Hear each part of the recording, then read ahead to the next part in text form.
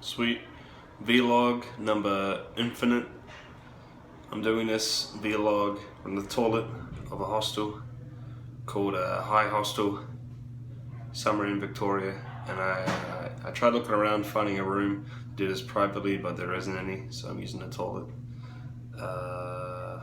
Just being kicked out of Camp Thunderbird team. When I was drunk at a party, I explained to everyone what Peow Peow actually meant, and eventually it worked its way up to higher up, and they decided that's the last fucking straw, so now I'm here in a hostel. And I'll be waiting for an interview later on for the next camp I'll be going to, but probably they won't let me go, so I might even be deported back to New Zealand, who knows. So that's pretty funny. Now that I haven't actually got work, I'm now on a tourist visa, so I can't work because my work, doesn't want me working. So I'm pretty much stuck. Yeah, it was pretty crazy. I'm trying to describe the events like as best as I can because it's still kind of fresh. Like it happened today. Yeah. By the way, I'll be spending 4 nights here. I might take some pictures of the place. It's actually pretty good. I quite like it here. But the overnight stay that we had was actually lots of fun. We spent one night out at Crow's Nest up in the hill. We put a tarp up, learned how to cook the camper food, getting us ready for taking the kids out on a camping trip, which is pretty neat. Yeah, I actually really enjoyed it. I had lots of fun. Didn't get much sleep, but what are you gonna do? So I came back to camp and I put my bag away and unpacked everything, and I went over and started helping people clean up. And Joe was standing there. He's like, I need his phone to be, run back to the office. Who wants to take it? And I was like, yeah, I'll take it. So I walked to the office and I get inside and I hand the phone over, and I noticed that Luke, who's the top dog at Thunderbird, and the person that's kind of just stepped up to the plate, who's kind of second in command now, maybe third in command, I'm not sure. Her name's Fiona. They're kind of like sort of deep in discussion. I hand the phone over, and as I'm walking out, they say, "Hey, Carol, wait up." So I turn around and they like follow us, and I walk with them, and we go to kind of like a spot in the middle of a gravel car park, where no one can sort of hear us. And they explained to me that the last straw was obviously the word with the words Peow Peow, and that I won't be fit to stay at camp anymore. So there you go. And like as they said that, I pretty much started like thinking about like what to do next, because there was obviously no point in arguing with them. So I didn't say anything. I just kept like nodding, like yeah, I understand. Yeah, sweet as. And then like they finished their talk, and I was like, all right. I shook their hands because they told me that a cab would be waiting by the sign at 3 o'clock. So I had about 30 minutes to pack. So I started walking off, and they're like, oh, wait up, Cal. I turn around. They're like, we have to follow you for safety reasons. So like a fucking convict at a goddamn prison, they followed me back to where all my stuff was. And I had to start packing that stuff up and putting it all away. I got my pack sorted and got my other stuff from Highest, which I wasn't allowed to go to Highest. So at this point I haven't had any contact with anyone else other than like Luke and Fiona. And I'm like walking back to the sign, the fork in the road where the sign is and the taxi's gonna show up.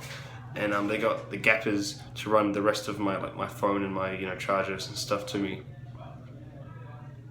I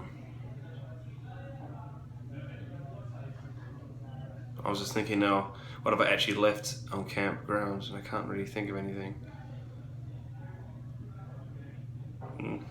Yeah.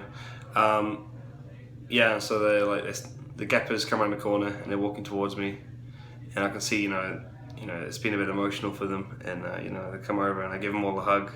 I think Harry called me a bloody mongoose, and Zai called me something else. Yeah, and it was good saying goodbye to them. Gave them all a hug, and we kind of stood around as the cab, was sorting out the details with Luke where to take me. Luke gave him some cash. He paid for the fare, which is pretty nice. It hit like $70, I think, the actual fare. So that was really nice of him to do that. And yeah, I didn't get to say goodbye to anyone else at the camp who I've become quite close with.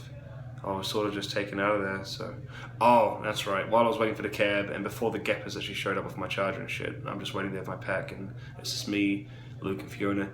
Luke hands me a phone. He's like, "All right, ring up Pia, who's the latitude contact for Canada." So I had a good chat with her about what to do next, because my next placement will be in Elphinstone. So she's like, "You need to get in and have a talk with Pam, who's like the head director at Camp Elphinstone. Like, you need to sort this shit." And I just had to talk with her, and I basically said to her that, like, I'd made some mistakes. I had fucked up, and I feel that my biggest fuck up I dealt with appropriately, and there weren't any repercussions of that. You know, there weren't any consequences. The person it was obviously that Snapchat one. You know, the person that was involved with that. We're good friends now. We continue to like flirt and joke with each other and all that shit. Like, and I just know not to push the boundaries with her, or anyone else for that matter. Like, there isn't really any other times when I've been sort of out of line. It's just been that, really. I guess there's another one where I showed that same person like something else, and we had a good laugh about that, and other people felt uncomfortable because of it. I think I've explained that before, but everything else has just been like me talking shit, like, and obviously the Peow Peow thing, which I still think is pretty freaking funny. Dude, kids are gonna find out one way or another what sex is and all that kind of shit. Like, what? I think it was just a combination of lots of things. I don't know exactly what they were, but it would look bad to keep me working for Camp Thunderbird, having done what I've done. So it is understandable that they did that. But I went to Camp Thunderbird with the intention of having as much fun as possible, regardless of the consequences. I think that was the problem here. And I definitely had my fun. And now it's, I'm paying the price. But, you know, that'll get you. So we get out, I get to stuff, and I get to the hostel, because first it was the ocean some shit. Ocean place? I don't know what the fuck it was. That was full up, so I went back around the corner. I got some directions and ended up here. You know, left my pack downstairs and went upstairs and got all my shit ready and kind of just been chilling. And then I went and got some pizza. Well, I was sitting eating my pizza because it's extra large. I've got some left downstairs for breakfast.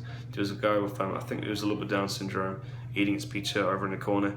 And he got my attention because I was watching TV, like watching, I think it was some American football going on. I don't watch TV in months, man. So I was looking at it, and then I noticed a bit of hand movement and looked down, and this guy was a bit, you know, a bit special. He's like looking at me, he's like, hey, hey, hey, like waving. And I look at him, I'm like, and I give him a thumbs up, and he's really happy with that. Yeah, and I hand back in my pizza, get a smaller box for it, and I walk back to this place and then kind of put it all away.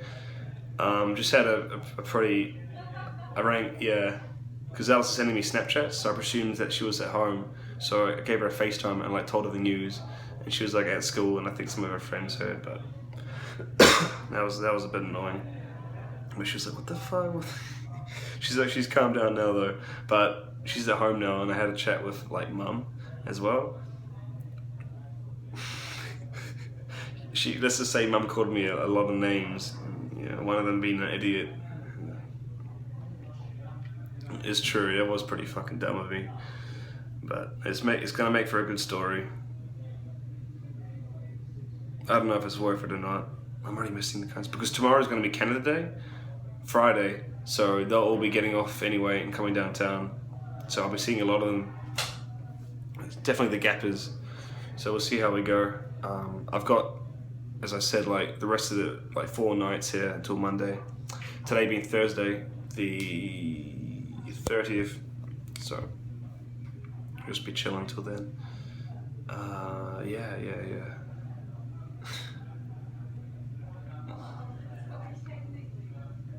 No idea what I'm gonna do now, man. But it should be pretty funny. I'll keep the vlogs going. Yeah, man. I tell you, I felt it though. I saying goodbye to Alex, Harry, and Zai. You know, that's pretty shit. When I was talking to Pia, who's the Canada contact for Latitude, she was like to me, I've never had a case like this before in my life. I've never had a case like this before in my life. And that's what she said to me. I'm one of a fucking kind, man. You know something's wrong when you still find it funny. Like, I'll sleep on it. I'll get some good sleep. You know, sleep in a little bit.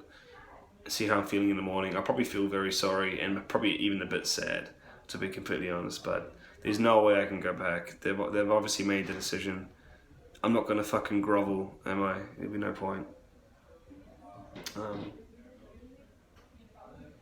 Shit happens, man. Shit happens. I think as my sister said, everything happens for a reason. I don't know about that. I think things happen because you make it happen, yeah? And people just get sick and tired of your bullshit. I talk shit too much, man. And that was the end of it. Sweet. That's really all I got to say. There will be more vlogs to come. Stay tuned. Yee.